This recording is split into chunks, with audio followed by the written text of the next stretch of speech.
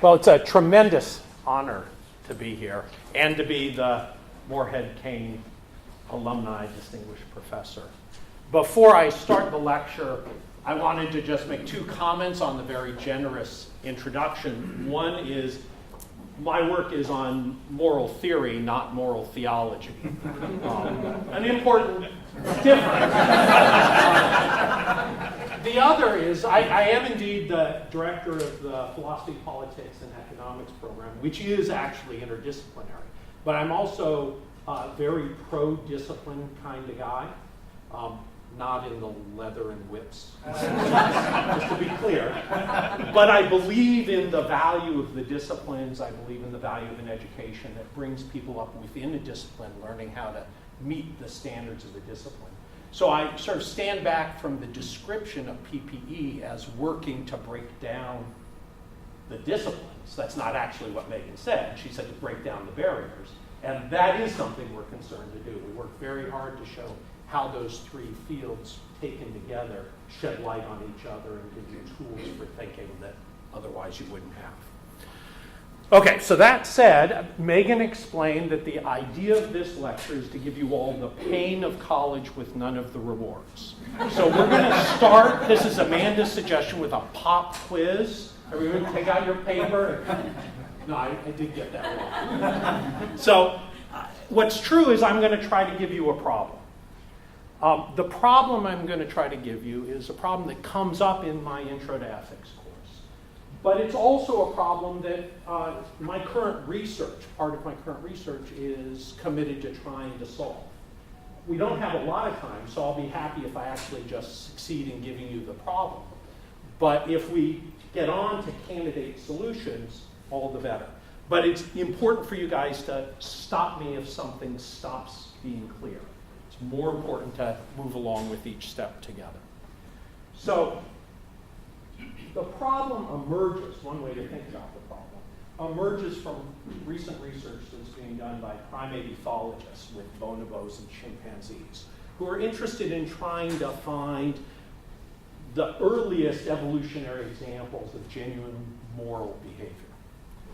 And for a long time, the primate ethologists focused on, in these non-human primate populations, evidence for the presence of altruism, for a willingness genuinely to sacrifice their own welfare for the welfare of the group. And there's a lot of lovely research and a lot of compelling evidence that altruism is to be found not just among humans, but among other primates. Turns out not only among primates, there's now a lot of evidence of at least altruistic behavior in other kinds of communities.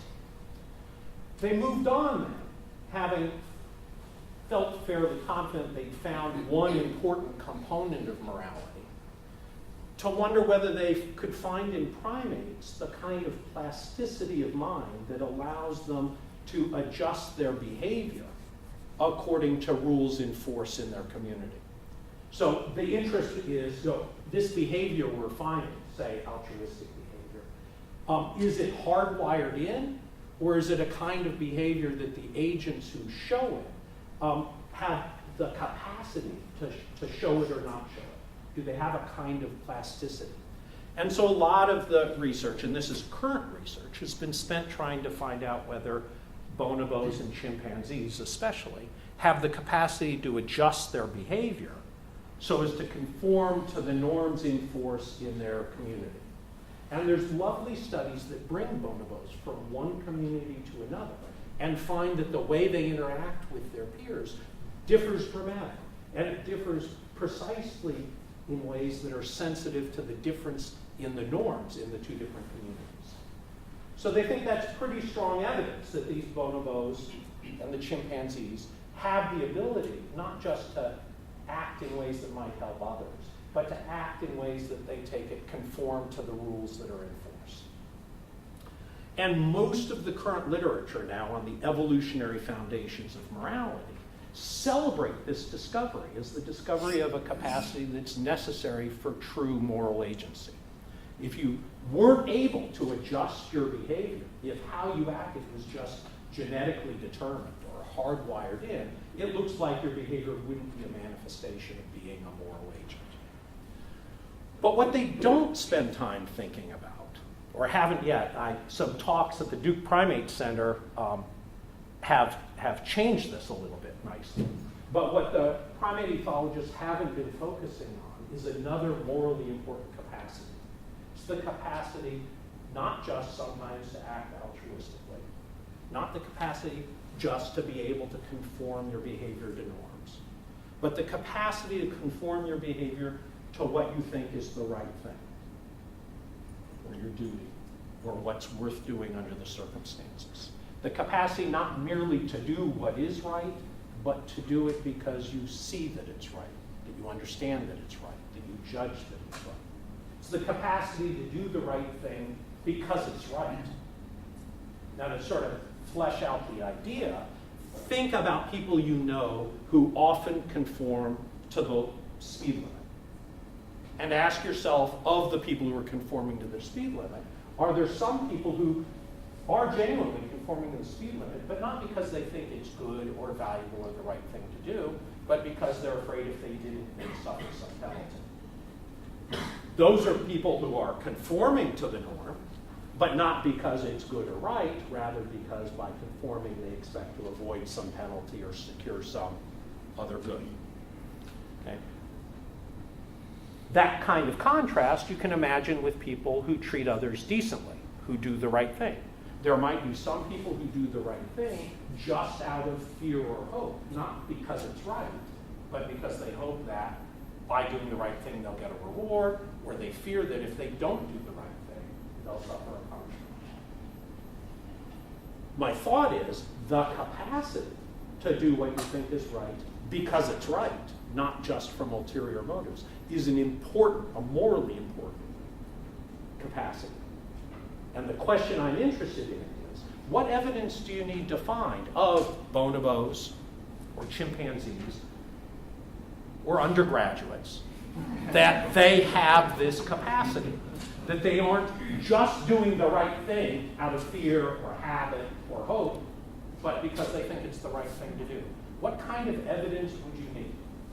Now, that's the first step, in just sort of locating the area I'm interested in. And I want to refine it a bit. Everybody okay so far? Okay. It is a striking thing if the current work by primate ethologists and by biologists on the evolutionary sources of morality just ignores this capacity.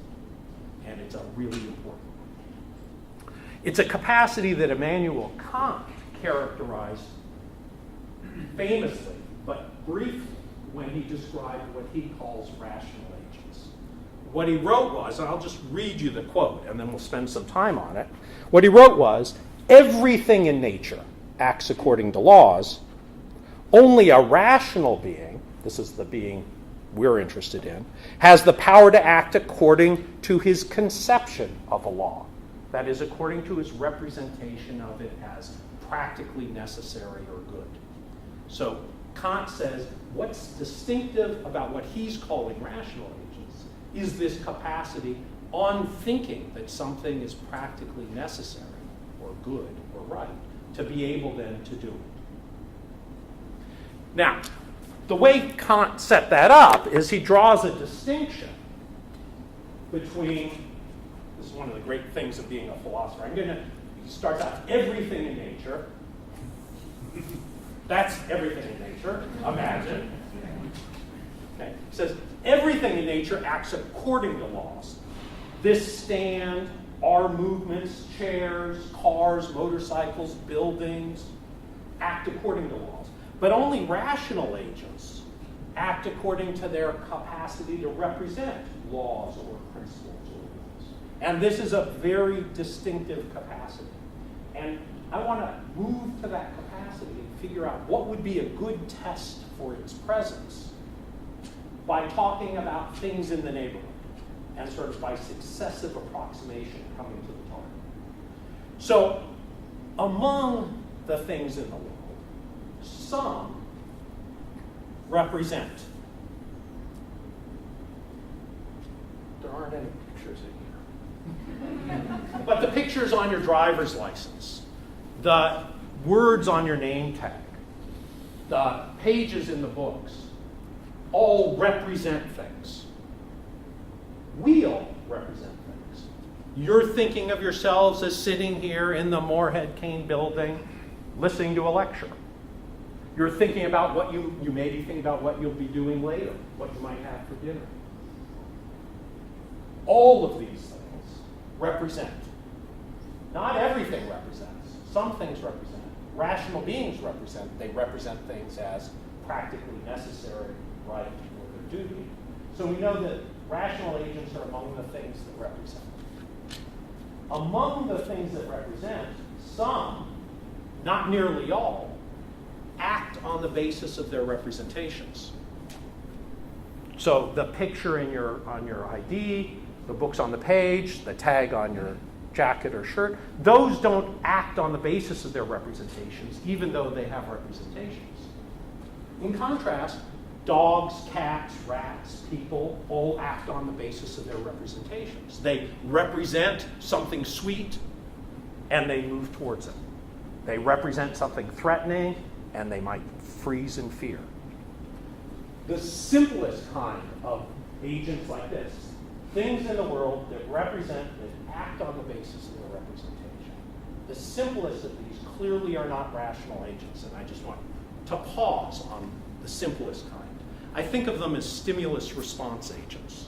If you've ever played with Lego, they've now designed kits where you can program the Lego and you can put sensors on it so that it will move about in a space, detect when a light is red and stop. When the light changes color, it will move forward, or it will turn right, or it will turn left. Or some of you probably have Roomba robots, these vacuum cleaners that go around your house and detect barriers. They don't just bounce off of things. You can set them up so that when they come close to a stairwell, they don't go over it because there's a sensor that detects the drop. These stimulus response agents represent the world and respond to their representations straight away without the mediation of other thoughts. We do that sometimes, perhaps, when we face danger and we freeze out of fear. That's a stimulus response. Let's imagine more complex, much more complex agents. Things in the world that represent, that act on the basis of their representations, but have the capacity not merely to represent how things are and respond directly to that, but to represent how they might be as a result of their own intervention. We have this capacity, so we can think about the possibility of a cool, refreshing drink and realize that we could have one if only we would go downstairs and get it. Or the possibility of a good night's sleep if only we didn't have another cup of coffee. Or the possibility of making money if we stayed up tonight and worked further on a project. Planning agents are much more resourceful, much more interesting than stimulus response agents. These are the agents that are modeled by standard economic theory of rational agents. Agents who canvass the options they think are possible, rate them as more or less attractive, and then take the path to secure the options they see as available, pursuing the one that, given the cost of the path to them, is the most attractive of the options. It's worth noticing that an agent can be a planning agent and not be thinking of her options at all about which one is better or worse, which is right and which is wrong, which is her duty and which is her contrary to her duty. That is, you can be a planning agent, you can be an economically rational agent, and not even have the ability to ask of the option you're most attracted to, given what it would involve to get it, whether it's worth pursuing. So let's complicate these creatures even more. So I'm going to talk about creatures who are in the world, who represent, who act on the basis of their representations, but they have, in addition to the ability to represent different options as available as a result of their own intervention. Creatures who are able to represent the fact that in their environment there are others like them able to act on the basis of their representations. We have this capacity. We don't just represent different options as available to us. We represent different options as available to us thanks to what others do in light of what they think are the available options to them. This is where thoughts about incentives and rewards have their place. When you introduce them to change the values that others attach, the attractiveness that others attach to various options. For the first time, when you have creatures like this, call them strategic agents. So we have stimulus response agents, planning agents, and now strategic agents. For the first time, lying becomes possible.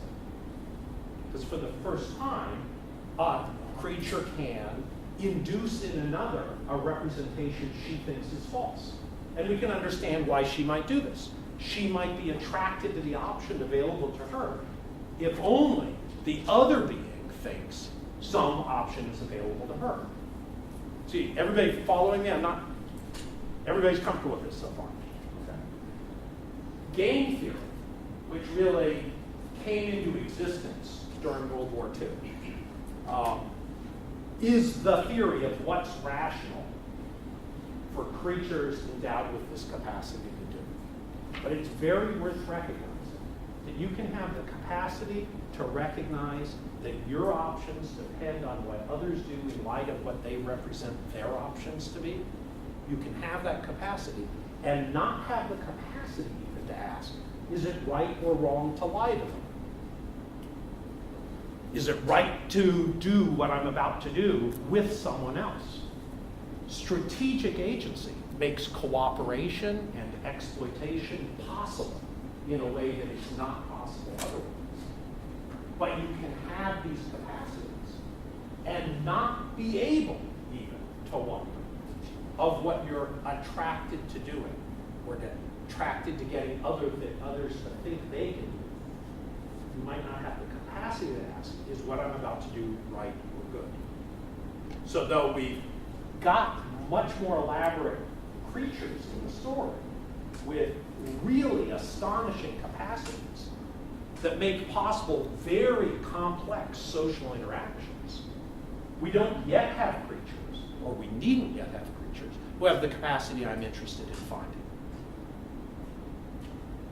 So I'm kind of setting this up for us to think, okay, suppose we get a community of primates or another community of people that first we don't know anything about, or Martians, and we come to think they have representations, they can act on the basis of their representations, they realize that they're in a community of others that act on their representations, and they're smart enough to figure out that that gives them opportunities to cooperate or to manipulate that they didn't have otherwise, and they might not yet have the capacity to wonder about the options, whether they're right or good.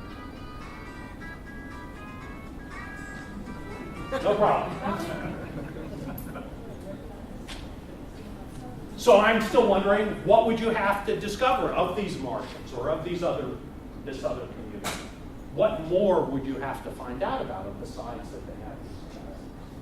Well, what the primate ethologists think they've found is one more complex capacity. The capacity to represent certain norms, certain rules as being in force in your community. These are sociologically sophisticated creatures who recognize that how others respond is partly sensitive to what rules are in force in the community. And it's this capacity that explains what bonobos do when they move from one community where you pay deference to the leader in one way and get into another community and quickly adapt their behavior to the different form of deference form shown here. But it's important, this was the point at the very beginning, it's important to recognize that being able to detect what rules are in force and finding attractive, complying with the rules, is not the same as thinking that complying with the rules is right or good to do. You might just be scared of the consequences of violation or attracted to the possibilities that come with compliance. And being attracted or afraid is not the same as thinking good or thinking bad. All you have to do is look back on your own experience where there are cases where you found yourself afraid to do just what you thought was right, or tempted to do just what you thought was wrong. And you have the first step in sort of getting a grip on what the distinction is supposed to be. And the question is, what really does it come to? So what I'd like to do now is play a little clip for you that I want you to think, if I can get this to, what do? You hit it? Hit it firmly? When I worked as a professional mechanic, one of our sayings was, never use force, just a bigger hammer. That didn't help when I became a computer programmer. Back when there were cards. Some of you remember them. All right. First one? The first one. All right, here we go.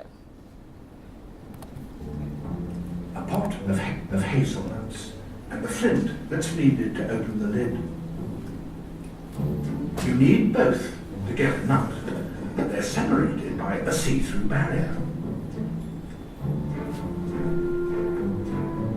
Vulcan has the rock, but can't reach the nuts. Virgil has the nuts, but knows he can't eat them without a rock.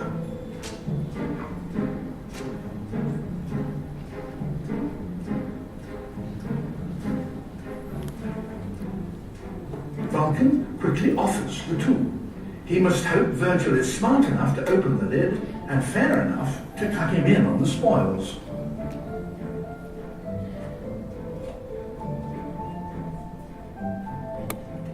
Just for a sec. So you see, already you're getting evidence for the kind of intelligence that makes cooperation possible. You're thinking about what the other is attracted to and what you might provide that will lead the other to do something, and then as it's described, with the hope that then you'll benefit from that cooperation.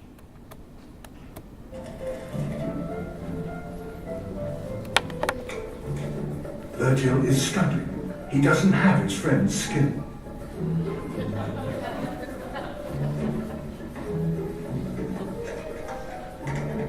And Vulcan is getting impatient.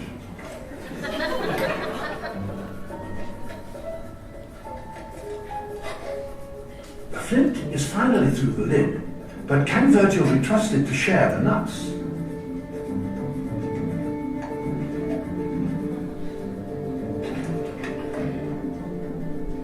With Vulcan out of reach, it must be tempting to take the lot.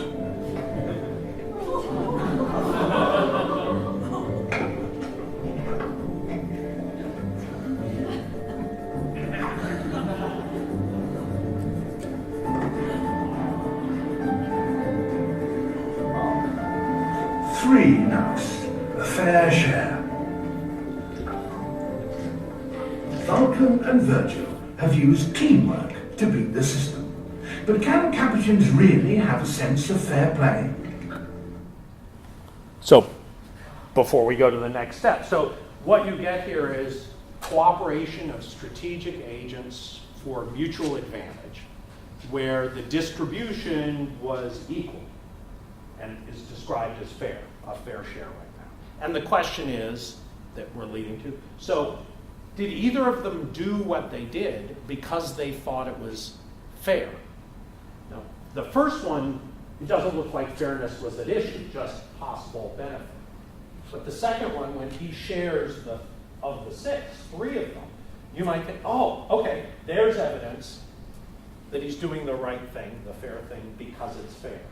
And I'm just want to keep on the front burner the question, even if you think it is the fair thing, what's the evidence he's doing it because it's fair?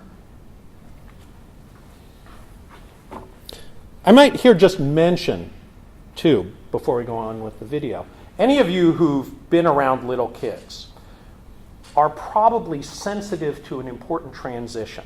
There comes a point with little kids where they start protesting of things they don't like, that it's not fair. But not in a way that leads you to think they really even have a clue what fairness is. They're just found a device to express a protest over an outcome. But it doesn't take long for them to start manifesting a kind of sophistication that leads you to think, oh, now they're getting it. Now when they say it's unfair, they mean it. I may not agree with them, but they're really talking about fairness. I'm interested in that transition point. So not just bonobos or chimpanzees or foreign realms. I'm thinking of the transitions humans we know make when they move from just being unhappy with something to thinking of it that it was unfair. Or being happy with something and thinking of the thing they're happy with that it's genuinely fair. What's that difference?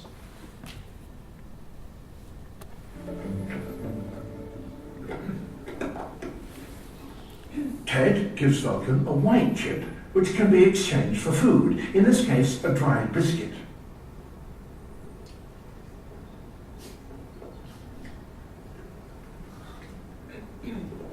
An identical token for Virgil, but in return, he gets a juicy grape, a far better exchange.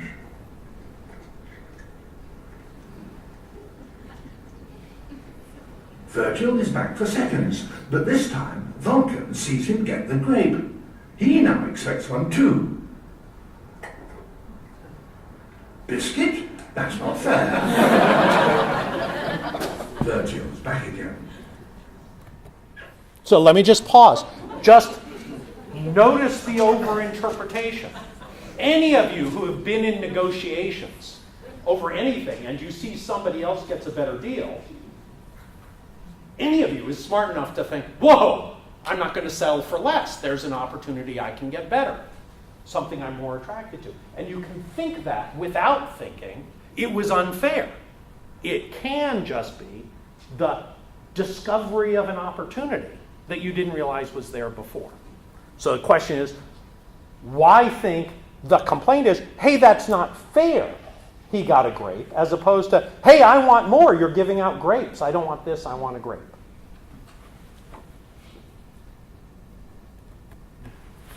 Another grape. Vulcan is losing his composure. This injustice is too much. He was happy with biscuit, but that was before Virgil got grapes.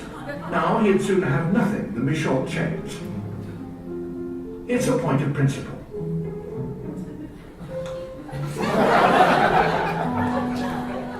Is it a point of principle? How would you tell?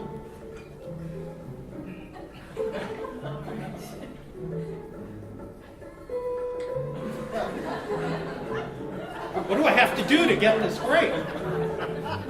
Lick it, smell it.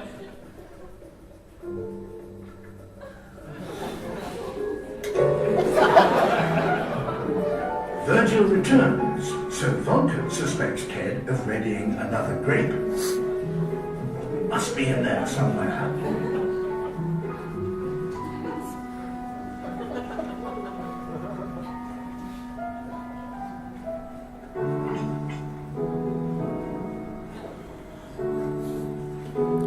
At last, a succulent grape.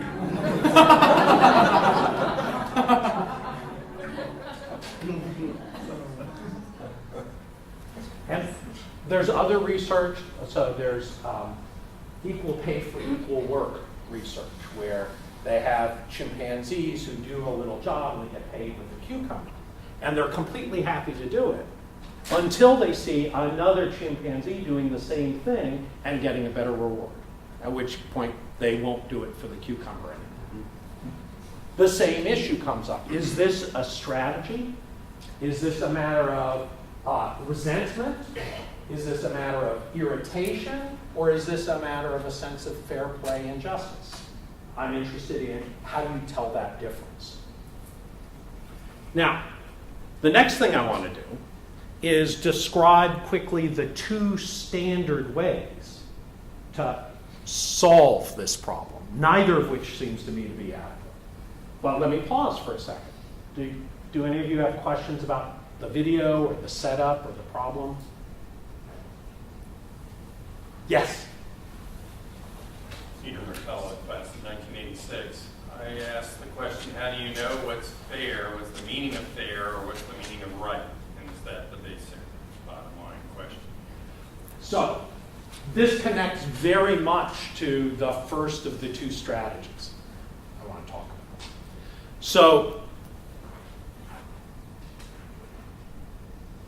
I've raised the question, what would you have to find out about a creature to think that she has the capacity to not just do what's right, but to do it because she thinks it's right?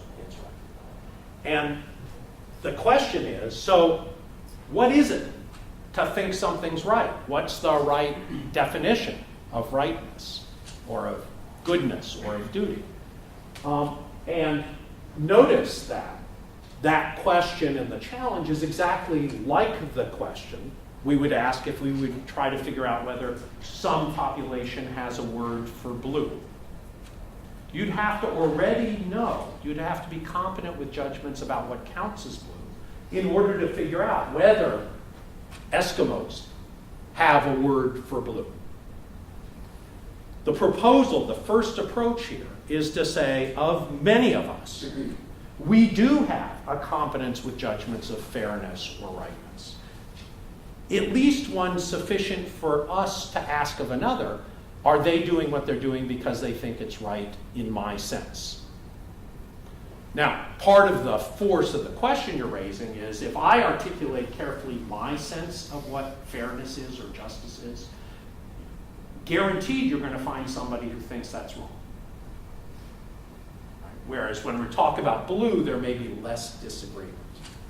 But so the way I want to respond to your question is to say, if you think some things are right and others are wrong, or some things are good and others are bad, you're not just differentially attracted to things, take your concept of fairness or rightness and now ask, what would it take for you to credit someone else with doing what she's doing because she thinks it's right in that sense?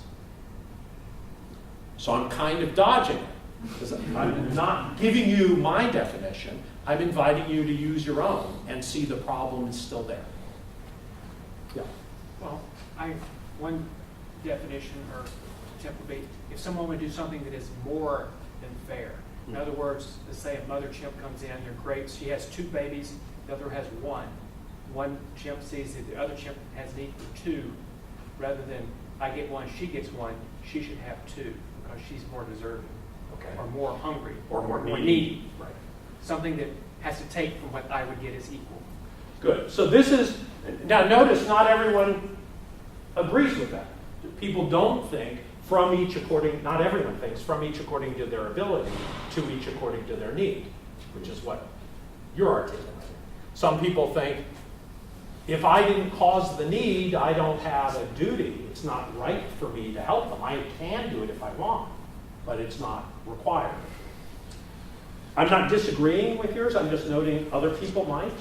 And just to repeat the general point, take your notion and now ask, so why should I credit these kids or these bonobos with thinking about whether somebody who's in need deserves what I have if I have an abundance?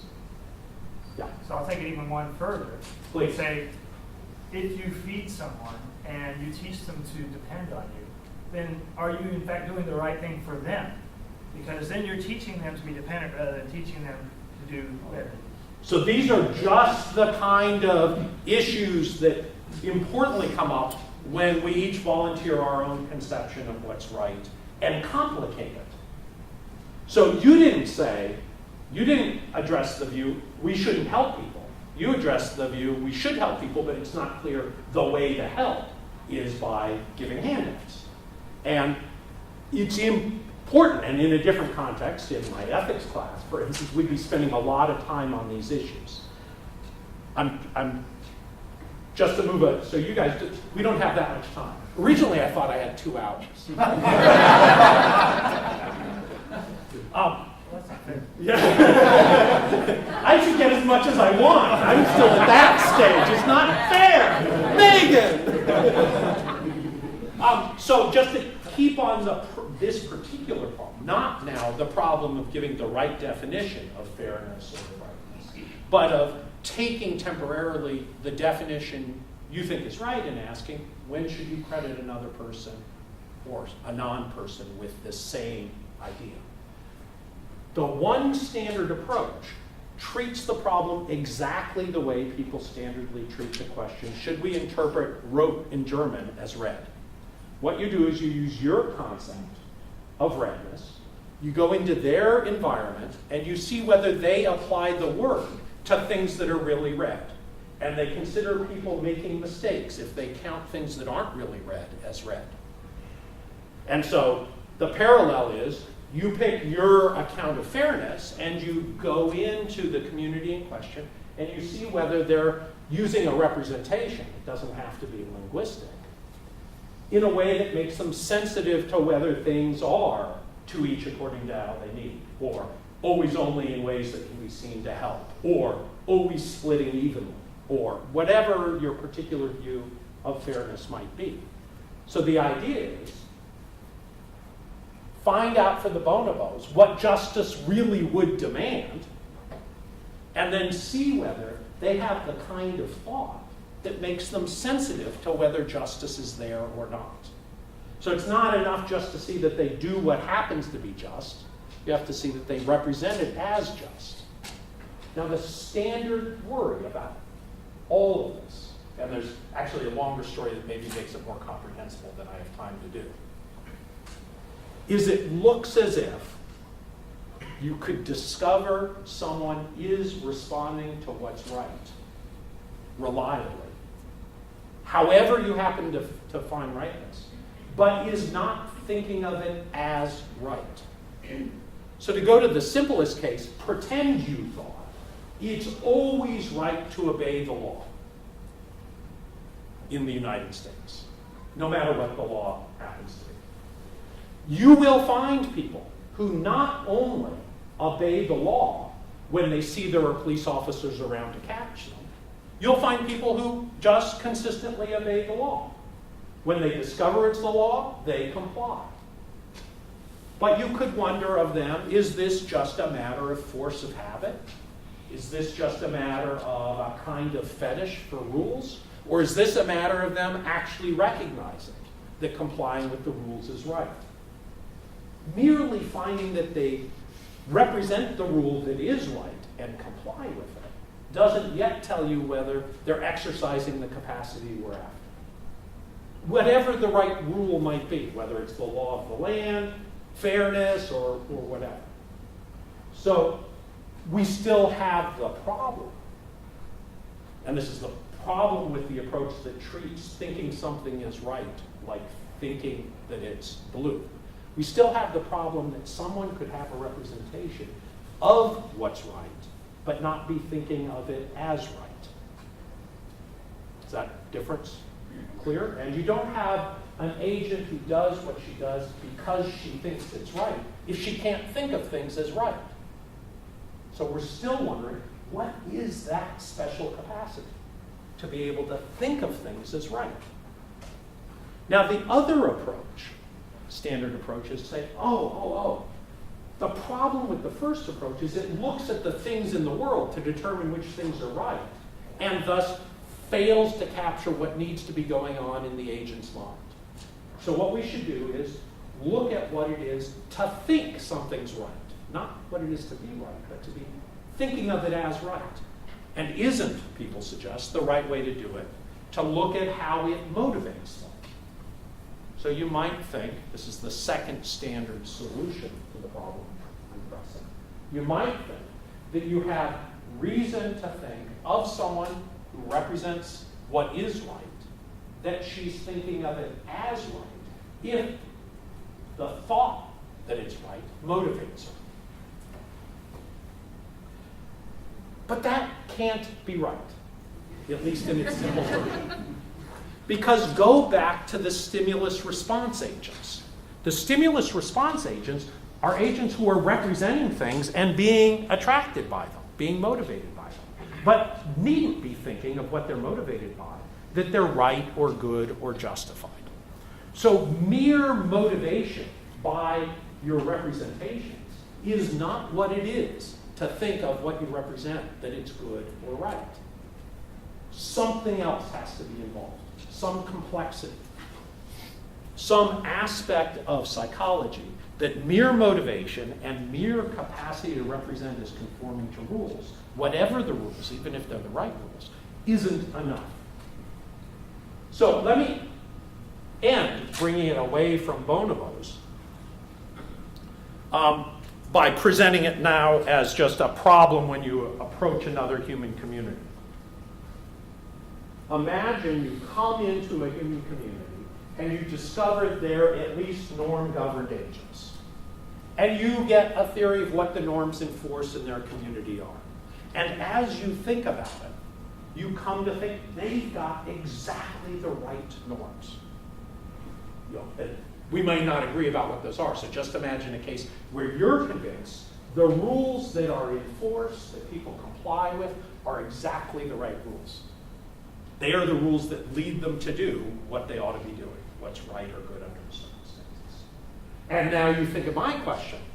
So if they're representing the rules and they're the right rules and they're acting according to the rules, aren't they doing the right thing because it's right? My suggestion is not necessarily.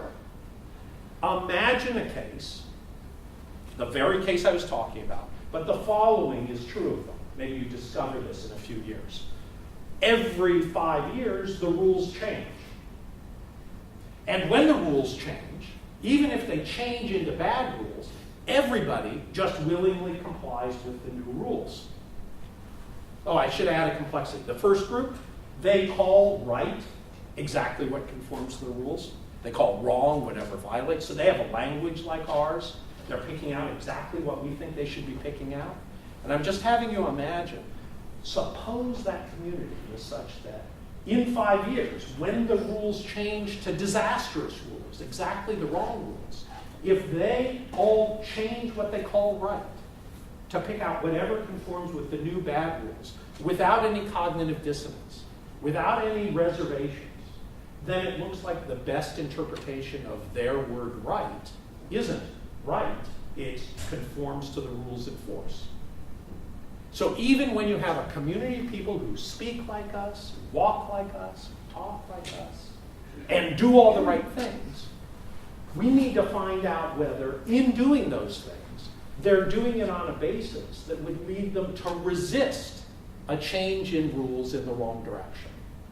And it's only if you discover evidence that they have that kind of disposition that you have reason to think they're genuinely thinking of what they're doing is right.